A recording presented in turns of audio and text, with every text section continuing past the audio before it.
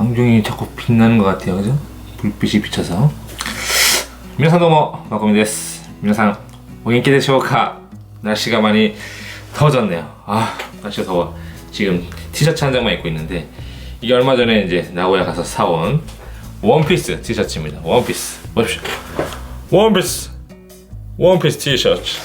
그리고 이것은 원피스 컵. 원피스 컵. 이쁘지 않나요? 원피스 컵입니다. 원피스 컵. 또 하나 있어요. 이거는 핸드폰 줄. 루피 핸드폰 줄이에요. 이쁘지 않나요? 아직 쓰지도 않았어요. 아직 뜯지도 않았어. 제가 원피스를 그렇게 막 엄청나게 팬은 솔직히 아니에요. 그냥 애니메이션을 초반 부분밖에 아직 안 봤고 만화책으로도 아직 한 30몇 권까지밖에 안 봤어요. 그러니까 원피스를 아직 다 알고 이런 건 아니지만은 그냥 캐릭터 상품점이 있길래 한번 사보았습니다. 원피스 팬이 보시기에는 원피스 거 쳐주세요 라고 할지도 모르지만 안 줄 거야. 물론 내 거니까. 나는 소중하니까. 얼마 전에 인터넷을 보다 보니까 워킹 홀리데이가 발표가 된 것 같더라고요.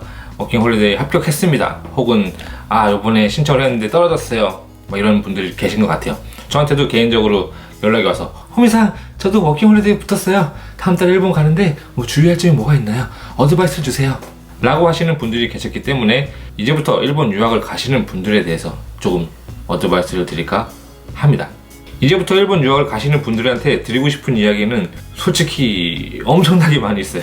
정말 엄청나게 많이 있어요. 뭐 해드리고 싶은 얘기를 만약에 붙잡고 술 한잔 하면서 하면은 정말 날 새도록 말해도 정말 끝이 없을 텐데 한번 생각을 해보았습니다. 아마 저번에도 다른 영상에도 있는데 일본에 이제 유학을 가시는 분들 혹은 일본 유학을 준비하시는 분들에게 제가 가장 먼저 드린 어드바이스가 일본어 공부를 열심히 하고 가시라는 거예요.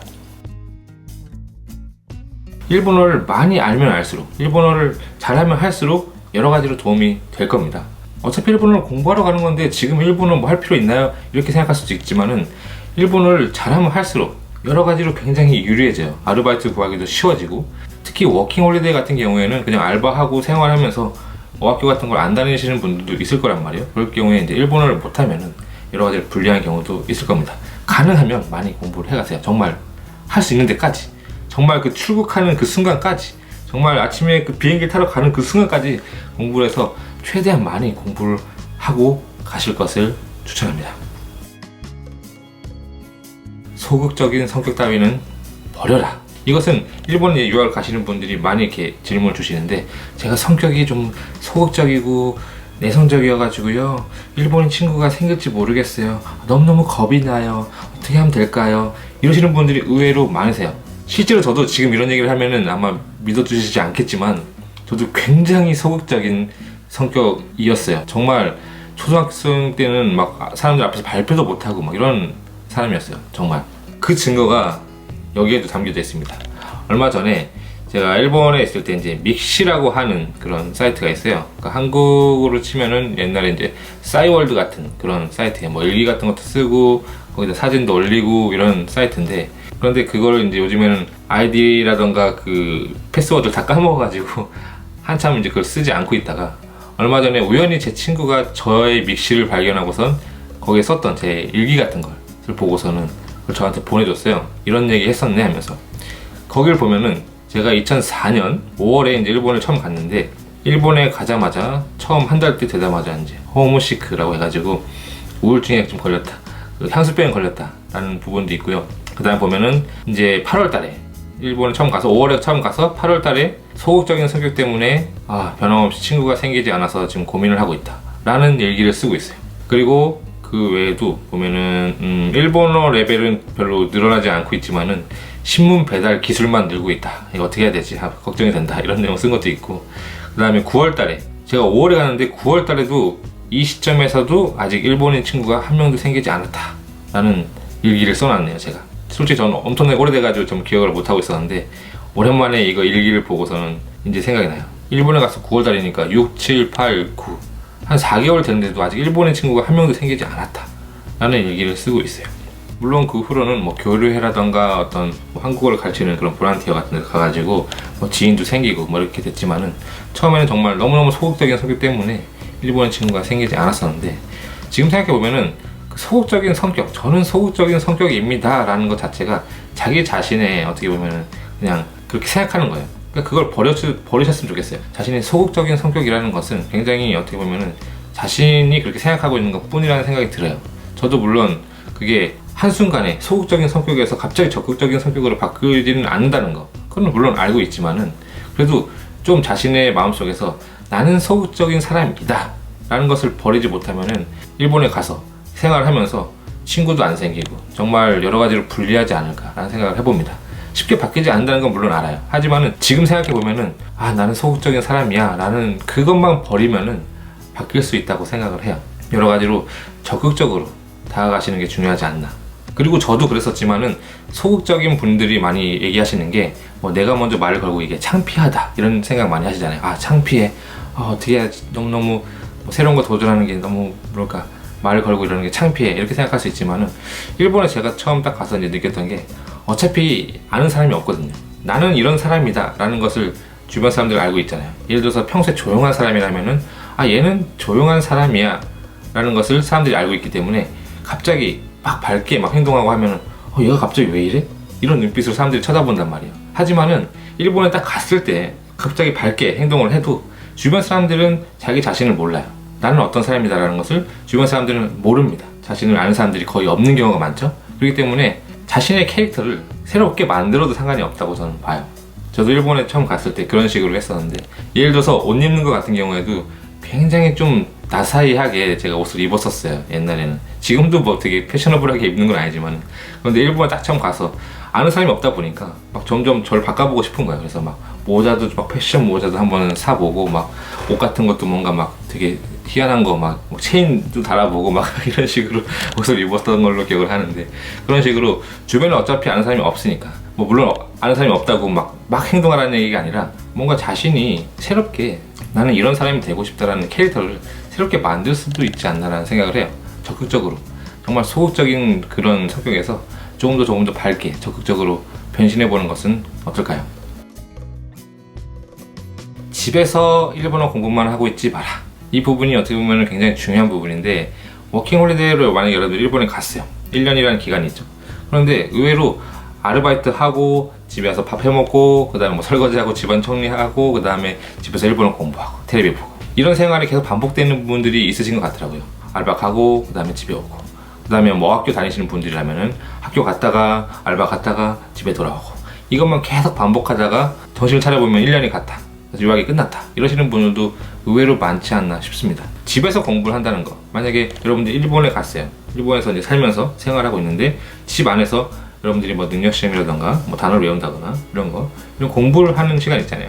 이런 것은 솔직히 그런 공부는 한국에서도 할 수 있는 부분이거든요. 가장 처음에도 말씀드렸지만은, 일본에 가기 전에 일본어 공부를 열심히 해라 라고 했던 부분이, 그런 시간을 한국에서 하라는 거예요. 뭐 단어 외우고 문법 외우고 뭐 이런 부분은 한국에서도 충분히 할 수 있는 시간이거든요. 일본까지 가서 생활비 같은 걸로 비싼 돈을 들여가면서 집에서 일본어를 공부하고 있다는 것은 똑같아요, 한국하고. 그런 부분은 가능하면 한국에서 해서 가시라는 거예요. 일본까지 가셔가지고 집 안에서 비싼 방세 내면서 집 안에서 계속 일본어만 공부할 거면은 솔직히 한국하고 다를 게 하나도 없잖아요. 그러니까 가능하면 많이 공부하고 가시고, 그 다음에 그 대신 또 일본에 가서 공부도 해야 되니까, 어차피 해야 되니까. 그렇다고 일본에 가서 공부를 전혀 하지 말라는 얘기는 아니에요. 공부를 해야 되는데, 만약에 어차피 똑같은 공부를 할 거라면은 최소한 어디 가서 공부를 할 걸 전 추천을 해요. 예를 들어서 근처에 어떤 뭐 패밀리 레스토랑이라던가, 아니면 좀 돈이 있으신 분들은 카페 같은 데 가서 공부를 하셔도 되고, 물론 그걸 매번 돈 들여가서 공부하기 좀 애매하니까, 저 같은 경우에는 집 근처에 있는 도서관 같은 데를 많이 이용을 했었어요. 집에서 어차피 공부할 거 최소한 좀 나가서 바깥 공기도 좀 쐬고 도서관 같은 데서 공부를 하다 보면은, 글쎄요, 모르겠어요. 만약 자주 가다 보면은 또 거기서 어떤 이 사람 또 있네? 뭐 이런 식으로 돼서 서로 어떤 뭔가 드라마틱한 뭔가 스토리가 생길지도 모르잖아요. 그러니까 그런 식으로 적어도 누군가 있는 그런 곳에 가서 집에서 공부하는 게 아니라 최소한 도서관이라도 가서 공부를 하면은, 그나마 이제 주위에 환경이 있고 뭐 책 같은 거라도 빌리면서 한마디라도 일본어를 하게 될 거고, 뭐 그런 게 있잖아요. 그러니까 주변에 찾아보면은 많이 있을 겁니다, 그런 거. 도서관 같은 거 의외로 그런 데서 조용하고 공부도 잘 되고, 집에서 있으면 그냥 팍 뭐랄까 피곤해 해서 뻗게 되는 부분이 이제 그나마 도서관에 가서 공부를 하면 뭔가 더 집중도 잘 될 수도 있는 거고, 그러니까 집에서 앉아서 이렇게 공부만 하는 이런 시간을 줄이는 게 좋지 않을까라는 생각을 합니다. 한국인들과 어울리지 말라? 일본뿐이 아니라 어떤 외국에 유학을 갈 때 한국인 유학생들과 어울리지 마라, 이런 식으로 조언하시는 분들, 그런 이야기를 들어보시는 분들은 많을 거라고 생각을 합니다. 그거는 저도 어느 정도는 찬성이에요. 만약에 여러분들 일본에 유학을 가서 미리 일본에서 생활을 하고 있던 한국인 유학생들과 어울리게 되는 거, 그것은 어떻게 보면 당연한 결과예요. 외국에서 생활하다 보면은 아마 여러분들이 일본에 정말 가고 싶어서 어떤 동경 같은 거 가지고 가셨어도 처음에는 힘들고 외롭고 하다 보니까 자연스럽게 외국인 유학생들끼리 어울리게 돼요. 한국인 유학생들끼리 어울리게 됩니다. 그런데 거기서 어느 정도 선을 유지하는 게 중요하다고 봅니다. 그렇다고 한국인 유학생과 어울리지 마라 라는 이야기만 듣고서는 무조건 막 거리만 두는 분들도 가끔 계시는데, 그것도 좀 아니라고 저는 보고요. 왜냐면은 여러분들이 어느 지역을 가서 살게 되든 거기에 이제 이미 와서 생활하는 사람이 있다면은 여러 가지 정보 교환을 하는 부분에서는 필요합니다. 정보 교환을 하기 위해서 그런 사람과 어울린다라는 것은 어떻게 보면 그런 사람들을 이용하는 것 같아서 굉장히 죄책감이 들지도 모르겠지만은, 미리 와서 생활하고 있다는 것은 그 지역도 잘 알고 있을 거고, 여러 가지 자신이 모르는 부분에서 정보를 얻을 수 있는 부분도 많이 있을 거예요. 그리고 정말 최후로 자기가 어떤 힘든 일이 생겼을 때 어떤 의지할 수 있는 그런 사람이 될지도 몰라요. 무조건 배척하는 건 좋지 않다고 보고, 어느 정도의 관계는 유지를 하되 그 대신 선을 유지해야죠. 예를 들어서 주말마다 뭐 만나서 맨날 술을 먹는다던가, 정말 일주일에 4, 5일 정도를 그 사람들하고만 어울린다, 이러는 것은 물론 피해야 되지만은 어느 정도 인간관계를 유지하면서 정보 교환을 하고, 그리고 자신도 후배 유학생들한테도 여러 가지 도움을 줄 수도 있는 부분이 있기 때문에 무조건 배척하는 게 아니라 어느 정도 선을 자신이 유지할 수 있다면은 어울리는 것도 저는 괜찮다고 생각을 해요. 하지만 거의 그 사람들과 매일 어울리는 것은 좀 피해야 되지 않을까, 어느 정도 자신이 컨트롤 해야 되지 않을까 생각을 합니다. 만약에 여러분들이 일본에서 생활하면서 핸드폰을 딱 켜봤는데 최근 통화 목록이 전부 다 한국인 유학생이다, 이런다면은 조금 조심해야 되지 않을까 싶어요. 일본에 가서 직접 생활해 보면은 자신이 생각했던 것보다 의외로 굉장히 외롭고 힘든 부분이 있을 수도 있어요. 지금 가기 전이신 분들은 굉장히 일본 유학에 대한 동경을 가지고, 저도 그랬었거든요. 뭔가 다 재밌겠지라는 그냥 막연한 그런 기대감만 갖고 가지만은 실제로 가면은 아는 사람도 없고 아르바이트도 힘들고 여러 가지 생활하는 부분에서, 자신이 혼자서 생활하는 부분에서 밥도 해 먹어야 되고 빨래 청소 다 자기가 해야 되고, 이런 부분에서 굉장히 힘들게 느껴질 때도 있단 말이에요. 그럴 때 이제 누군가한테 기대고 싶어지고, 이러다 보면은 이제 말도 잘 통하는 한국인 유학생과 어울리고 싶고, 이런 부분이 있는데, 그런 부분을 이제 조심하면서 어느 정도 자신이 각오를 하고 오지 않으면은 마음이 약해지면 약해질수록 더 말도 통하고 이런 한국인들과 어울리기 쉬운데, 어느 정도의 거리를 두면서 사귀는 게 좋지 않을까 라는 생각을 합니다. 정말 해드리고 싶은 이야기가 많아서 점점 영상이 길어질 것 같은데, 정말 이 얘기만 마지막으로 하고 끝내도록 하겠습니다. 오픈마인드를 가지고 가시길 바랍니다. 무슨 얘기냐고 하면은, 마음을 정말 말 그대로 마음을 좀 열어놓고서 받아들였으면 좋겠어요. 일본에 가셔서 생활하면은 여러 가지 문화의 차이가 있을 겁니다. 일본은 왜 이러지? 일본인들은 왜 이러지? 이런 식으로 생각하는 부분이 있을 거예요. 처음에 가면은 예를 들어서 와리깡 문화라든가 아니면 혼내 다테마이라고 해가지고 일본인들은 속마음을 그렇게 가볍게 쉽게 보이지 않는다, 이런 부분에서 일본인들은 역시 얘기는 들었지만 겉과 속이 너무 달라, 이런 식으로 무조건 뭔가 벽을 쌓고 거리를 두게 되는 경우가 있더라고요. 여러분들이 이제부터 일본에 유학을 가려고 합니다. 그리고 일본에 갔어요. 그러면은 그런 거 있잖아요. 로마에 가면 로마법을 따르라, 이런 거 있잖아요. 그러니까 그런 문화 같은 부분에서도 일본만이 아니라 다른 나라를 유학할 때도 비슷하다고 생각합니다만은, 유학생활을 할 때는 오픈마인드를 가지고 생활을 하셨으면 좋겠어요. 한국은 이런데 일본은 왜 이래? 이런 식으로 생각하게 되면은 끝이 없는 거예요. 일본 사람들은 왜 이래? 한국은 이런데. 이런 부분을 생각하면은 정말 계속 거리만 생기고 벽만 생기는 겁니다. 그럴 때 일본 사람들은 이렇다라는 부분이 어떻게 보면 좀 오픈마인드로, 얘네들은 이렇게 생각을 하는구나, 나는 이렇게 생각했었지만은 얘네들은 이렇게 생각할 수 있는 거구나, 굉장히 신기하고 재밌네, 이런 식으로 생각을 해야지. 한국은 이런데 일본 사람 도대체 왜 이러는 거야? 짜증나. 왜 이렇게 마음을 안 열어주는 거야? 왜 이렇게 속과 겉이 다른 거야? 이런 식으로 처음부터 벽을 만들기 시작하면은 점점 더 힘들어지고 뭔가 짜증만 나고 이럴 수도 있어요. 상대방이 자신을 이해해주지 못하는 거에 대해서 짜증을 내고 화를 내는 것이 아니라 여러분들이 일본에서 유학 생활을 한다는 것은 어떻게 보면 여러분들이 소수하거든요. 많은 사람들이 일본인이고 일본 사람들한테는 일본 문화가 당연하단 말이에요. 그런데 그것을 한국은 이런데 왜 일본은 이러는 거야? 한국은 이러기 때문에 난 이렇게 행동할 거야.